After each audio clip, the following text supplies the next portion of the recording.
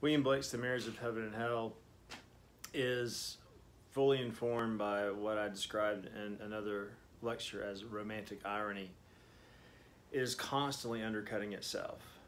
Think of the title, The Marriage of Heaven and Hell. That alone is ironic because, of course, heaven and hell have been defined as mutually exclusive opposites throughout the entire history of Christianity. And now this work tells us that these two diametrically opposed entities can be married. You can see the clear irony there. There are many others. The piece begins with a small poem, short poem, but then after that, the entire work is composed of prose. So is the work a poem? Is the work a prose piece? Furthermore, the work is taking an ironic stance toward Milton's Paradise Lost. If you'll recall, Paradise Lost, each of the 12 books begins with a prose argument, short prose argument, basically just a description of that book, followed by a book in verse. So The Marriage of Heaven and Hell is a reversal of Milton's Paradise Lost, and as such, it is a parody of Milton's Paradise Lost. So the piece both lauds Paradise Lost by basing its structure on Paradise Lost, but also undercuts Paradise Lost at the same time by reversing that structure. Think about the voices in the piece. Who is the speaker of the poem at the beginning of the work? We don't know. Following the poem immediately, we see this invocation of biblical prophecies, suggesting that a new age is beginning. And this is followed by a few sentences on how contraries are the principle that generates everything in the world. Who is this? We don't know. Immediately after that, we see the voice of the devil. And the devil also talks about contraries in ways that seem similar to the voice that came before, but not exactly. We have other satanic voices in the piece. We have a Bible that comes from hell. Then we have, in addition to these demonic voices, we have angelic voices. Angels are talking to devils, and usually the angels are seen parodically. They're being parodied throughout. They're kind of goody-goodies, overly self-righteous, and come across looking pretty pompous and foolish, in contrast to these really dynamic, witty devils that we see in the piece. So we have interspersed with these demonic voices and the angelic voices, these rather bizarre visionary fancies by this unnamed person. He has dinner with Ezekiel and Isaiah, for instance. He hangs out with angels and devils, for instance. So who is this? This voice, perhaps, if it's the same, also tells us famously when the doors of perception, the world will appear as it is, infinite. So what is the work itself? It's hard to tell. It is a philosophical tract on opposites written in prose. It opens up with this lovely lyric that's kind of a retelling of the myth of the fall that we see in the Bible. You also see visionary passages on prophecies come true. You also see, as I mentioned earlier, these aphorisms that come from the devil himself. You also have these descriptions of one speaker having philosophical interactions with others, a bit like Socrates might in a Platonic dialogue. So the piece is apocalyptic. The piece is a satire. The piece is a poem.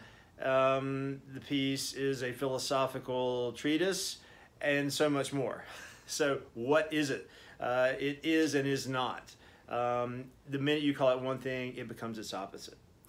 So these are just some ways that the poem The Marriage of Heaven and Hell works ironically, saying two things that are opposite to one another at the same time. And the key idea behind, I believe, the irony in The Marriage of Heaven and Hell is this idea of the contrary. Again, early on, we see the line, without contraries is no progression. And the speaker goes on to talk about how these various energies that come from seemingly the body, like attraction and repulsion, these are the grounding for good and evil. It's not as if good and evil come from above, handed down from God, and the body conforms. It's the opposite, that our ideas of good and evil are just abstractions from physical energies. And the devil expounds upon this, saying that there are two principles. There's the body and the soul. And what is the body? It's energy, physical energy, what Freud might call libido. Physical energy, that's the body. And what's the soul? Well, it's just the boundary of physical energy, what we call reason. So there again, there's this sense that the very nature of physical existence is generated by oppositions, mutually inclusive oppositions, not hierarchically arranged, where one is better than the other, but arranged as polarities, mutually inclusive oppositions. And it is these oppositions that are the basis for our more abstract ideas of morality. This ties in with Blake's idea that we saw in the Book of Thel, that if you stay in the realm of innocence too long and evaluate over experience, the innocence will turn into hell. You must embrace polarity. You must embrace the contrary innocence experience. You must fall into the world of generation. And what is the world of generation but this dynamic interplay between growth and decay, life and death? Now, Blake embraces this idea of the contrary in other places as well. In his poem Milton, he imagines two different classes of men called the redeemed and the reprobate. The redeemed would be the poet working within society, trying to change it from within.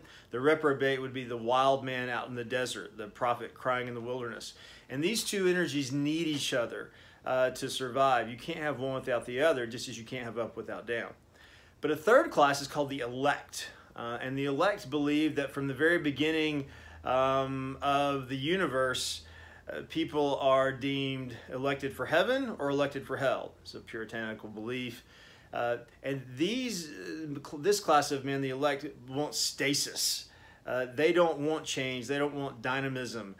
They want only this idea of a static universe where these essences remain unchanged. For Blake, this idea shows up in Milton later on, where he says that, or his speaker, actually who's John Milton in the poem, says that the reasoning negative is ultimately the destructive force in the universe, because the reasoning negative takes one part of a polarity and holds it up as better than the other and ultimately wants to crush the other with it.